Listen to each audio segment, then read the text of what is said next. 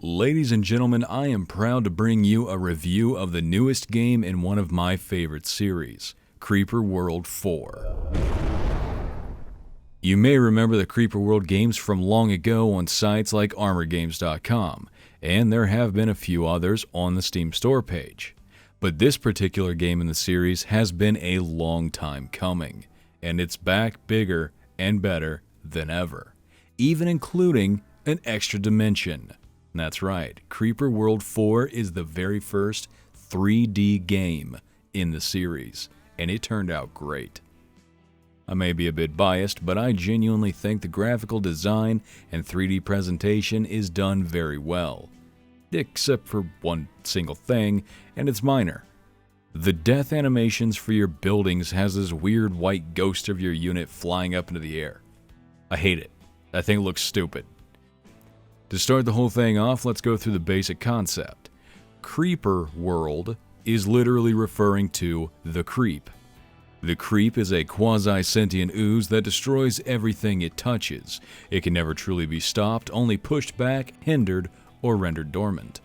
You'll set up a base of operations, begin collecting energy, setting up your air forces, turrets, and anti-creep generators to push the creep back so that you can reach extra resources, side objectives, extra bits of story kept in info packets, and most importantly, the totems. Totems are your way off this world and into the next circle of hell, but they work a little differently this time around, as do many other once familiar gameplay elements. They changed it in one of my favorite ways that sequels can. They didn't remove it, they didn't mutilate or mangle it to the point of being unrecognizable, nor did they simplify it in an effort to expand their customer base to 5-year-olds like all other games seem to be doing these days. No. They just expanded on it. We once only had a single resource, energy. Then they added ore. Then they added research points. Now they've changed the ore into 3 separate elements. Blue-white, that you'll use miners to collect to supply ammunition to certain turrets like sprayers, which fire and emit anti-creep. Red-on, that you'll just need to connect to your infrastructure to collect, which is used as ammunition for weapons like your anti-air missiles. And green are crystals, that you'll collect with refineries, which can be considered the most important resource after energy since it's used to manufacture liftic, the resource you'll need to power up the totems and get off-world. Energy is pretty much the same, just renamed and reskinned. It's still used as the primary resource for building structures and supplying basic ammunition to structures like the cannon and mortar. Instead of collectors, you now have the simply titled towers. These deploy green soylent in their radius, which acts as energy collection fields. Of course, they're still your basic infrastructure that you'll mostly be using to connect towers and other structures to your Rift Lab. The Rift Lab is the new mothership. The campaign revolves around you teleporting around in a lab rather than flying around in a mothership, but we'll get to the new story in a bit. Next, we have pylons, which are the new long-range infrastructure connection grids. They don't deploy green soylent like the towers do and are solely used to connect distant structures.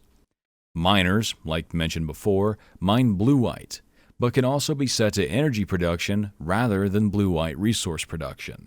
Refineries, also mentioned before, are used to collect the green crystals that emit from the green R mother crystal. By the way, you'll have to use their new structure, the factory, to be able to utilize the new resources. So don't forget to build one like I did in the first several maps I played. I was wondering why it was so damn hard. They've also brought back the Terp. This handles the terraforming. Yes, newcomers, in this game you can terraform entire maps to any height from 1 being the lowest to 20 being the highest. And if you're anything like me, you'll spend literal hours terraforming every single map you play to the highest possible size. I don't know why I do it, but I do. And now a new building, the Porter.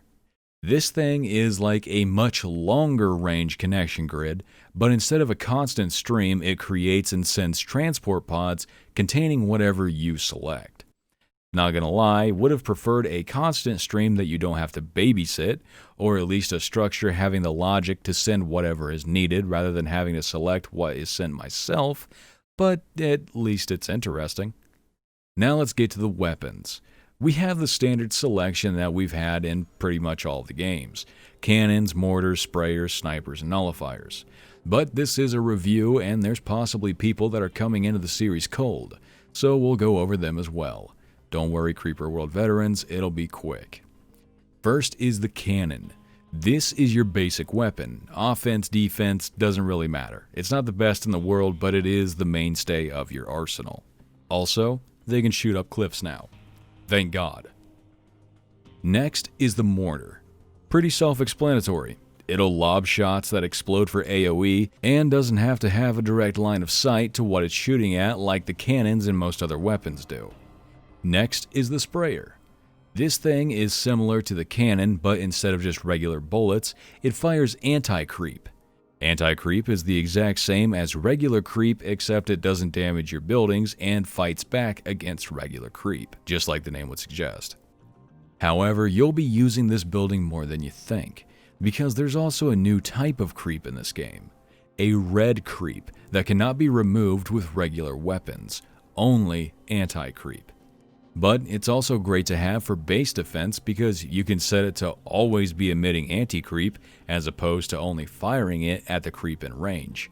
This anti-creep will fill up your base and make it to when the enemies fire those creep blobs at you that make it past your air defenses and explode behind your front line, you'll at least have a second line of defense to deal with it.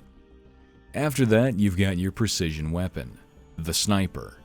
You can't use it to fight creep, at least not directly. Instead, you use it against baddies like blobs, skimmers, forbs, globs, eggs, and specials. Reading that as I type it, I realize it sounds like I just had a stroke. Let's move on. Next are missiles. These are your anti-air defenses. They require red-on for ammunition, but are very effective at what they do. Honestly, a little too effective. Having a few of these can almost guarantee you'll never have an issue with flyers.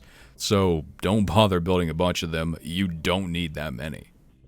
Last up for your standard weaponry is the Nullifier. This is the only weapon that's capable of stemming the flow of creep and silencing spore launchers. You'll build them close to enemy structures and then let it charge. After it's done, it will render that structure dormant.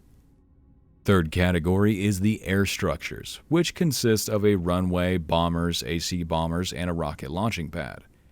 I'm not going to explain what the bombers do because I'm taking it on faith that you're not an idiot. The AC bomber, however, simply means that instead of bombs, it drops anti-creep, AC. The bombers are different from the past games in the series because you have to build them next to an airstrip instead of them being a self-contained unit. You just select an area on the map and they'll fly around until they find creep. Last for the air category is the rocket launching pad. And it is one badass weapon, if you can afford it. It's expensive, takes forever to build, and that's just the launching pad. You also have to build the missiles, which are also expensive and also take a long time to build. And on top of that, they require 200 red-on. The amount of time it takes to get 200 red-on is, well, red-on deposits usually only put out 0.5 units every cycle. That's 400 cycles per missile, and that's only if you're not using red-on for anything else.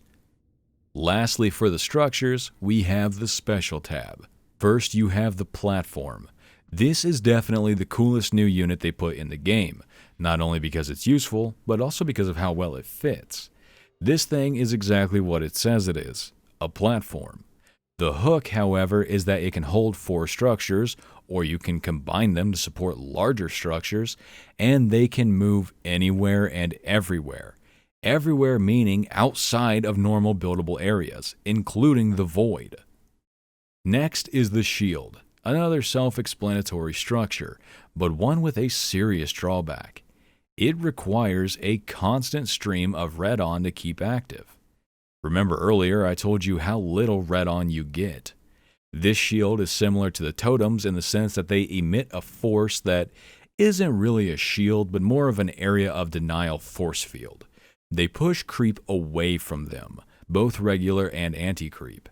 Totems are infinitely stronger. Genuinely, they don't require upkeep and are far better at pushing the creep away, whereas the shield structure is collapsible and does get some pushback from the creep itself. Next is the Micro Rift, probably the most useful utility structure in the game.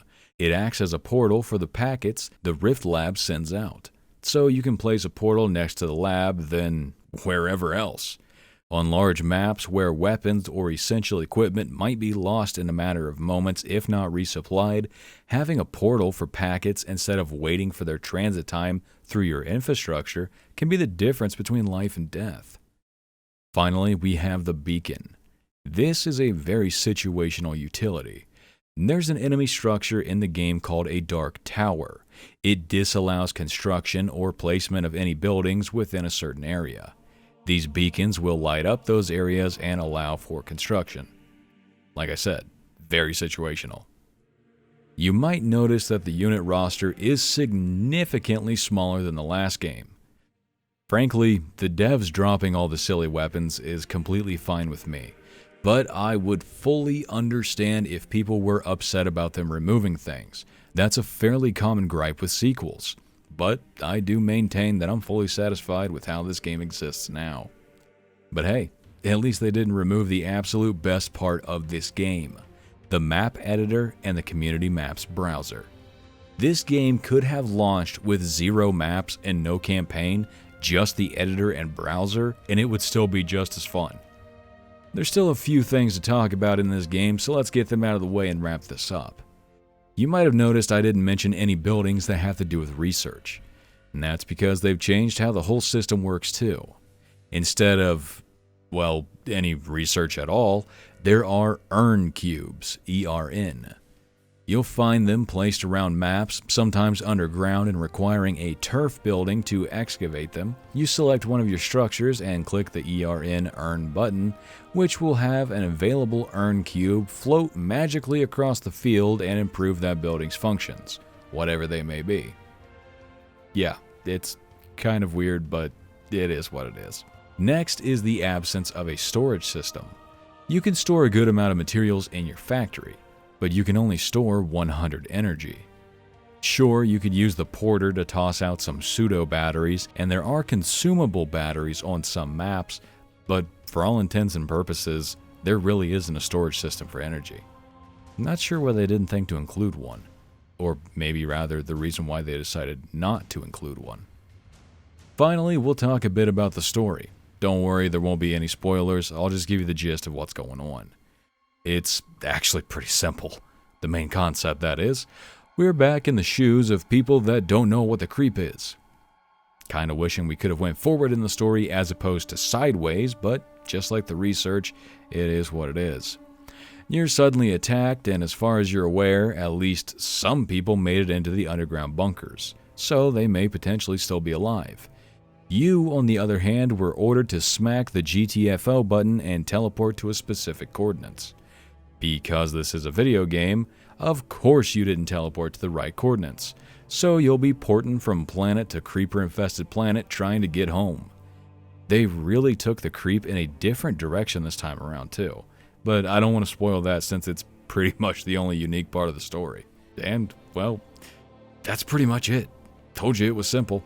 Don't worry too much if you've never played any of the games in the series and are worried about having an unfulfilling experience. The campaign isn't the main attraction. The aforementioned community maps are, and they're good for hours upon hours of entertainment and creativity. All in all, I highly recommend this game. Hell, I even recommend you check out the other games in the series. They're unique, easy to get into, and fun. But that's the end for this one. If you made it this far into the video, please remember to leave a like, and if you want to see content like this and more, subscribe to the channel. This is Mitchell Godsend. Have a good one.